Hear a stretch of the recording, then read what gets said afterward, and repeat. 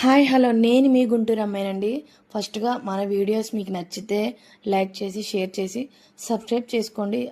అలానే ఇప్పుడైతే ఏంటంటే వీడియో వచ్చేసి 9:30 10 అవుతుందండి. బుజ్జ వినాయకుడిని అయితే చూద్దామని వెళ్ళాం. అనుకోకుండా 99 ఫీట్స్ వినాయకుడి దగ్గరికి వచ్చేసాం. నిజంగానండి నేను వీడియోస్లో మామూలుగా టీవీలో చూడడమే, దగ్గరగా చూడడం అయితే ఇదే ఫస్ట్ టైం అండి. 99 అడుగులు అంటే మాటలా అండి. వినాయకుడు అలా నుంచుని ఉన్నారు. అసలు ఎంత బాగుందోనండి. నాకు వీడియో కూడా తీసుకోవడం అవ్వట్లేదు. అలా ఇంక నిమజ్జనానికి కూడా బ్యాక్ టు బ్యాక్ విగ్రహాలన్నీ వచ్చేస్తున్నాయి. చాలా మటుకి నిమజ్జనం అయితే అయిపోయినాయి. ఈ వినాయకుడిని చూడండి, నరసింహస్వామి అండ్ విష్ణుమూర్తి ఆయన పక్క పక్కన ఉన్నారు. వీడియో తీసుకుంటున్నాను లెగండి అంటే ఆయన లేచారు, వినిపించినట్టుంది. అలా ఇంకా నెక్స్ట్ తర్వాత ఎదరికెళ్ళి వచ్చేసాం. బాలగణేషుడు అయినా కనిపించారు. బాలగణేషుని కూడా తీసాం. జానమ్మ తీసింది ఈ వీడియో అయితే. చాలా మంచిగా వచ్చింది.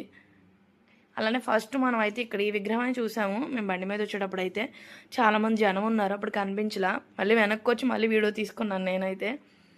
అలా మన గుంటూరులో అయితే ఆల్మోస్ట్ 200+ విగ్రహాలు అయితే పెట్టుంటారు. ఇంకా ఇంకా పెట్టే ఉంటారండి. మనం అన్నిటి చోటుకి వెళ్ళాం కాబట్టి నాకు కనిపించినంత వరకు నేను వెళ్ళగలిగే ప్లేసెస్ అయితే మీకు చూపిస్తున్నాను. ఆ గణేశుడు ఎప్పుడు ఆశీస్సులు ఎప్పుడు మన మీద ఉంటే, నా మీద ఉంటే అండ్ మీ మీద కూడా ఉండాలని నేను ఎప్పుడు అనుకున్న. ఈ విగ్రహం అయితే కనిపించలేదు. అక్కడ ఆగిపోయాం. కొంచెం ఎదరికొస్తే బాగుండు అనుకుంటే ట్రాక్టర్ ఆయనకి ఎదరికి వచ్చాడు. విగ్రహాన్ని అయితే చాలా జూమ్ చేసి తీసుకున్నాను. నిజంగా గ్రేట్ అండి వాళ్ళు. డీజే సాంగ్స్ పెట్టుకుని ఆ విగ్రహాన్ని అంతా ఆనందించి విగ్రహం వచ్చేటప్పుడు వినాయకుని తీసుకొచ్చి చాలా ఆనందంగా ఉంటుంది. ఆయన ఉన్న రోజులు 9 రోజులు 11 రోజులు 21 రోజు చేసుకున్నప్పుడు చాలా బాగుంటుంది. కానీ ఆయన నిమజ్జనానికి తీసుకెళ్ళేటప్పుడు ఏదో తెలియని బాధ, లిటరల్లీ కళ్ళ నుంచి నీళ్ళు వచ్చేస్తాయండి. నిజంగా నాకైతే అలానే అనిపించింది. లాస్ట్ వచ్చేసి ఈ విగ్రహం దగ్గర దండం పెట్టుకున్నాము.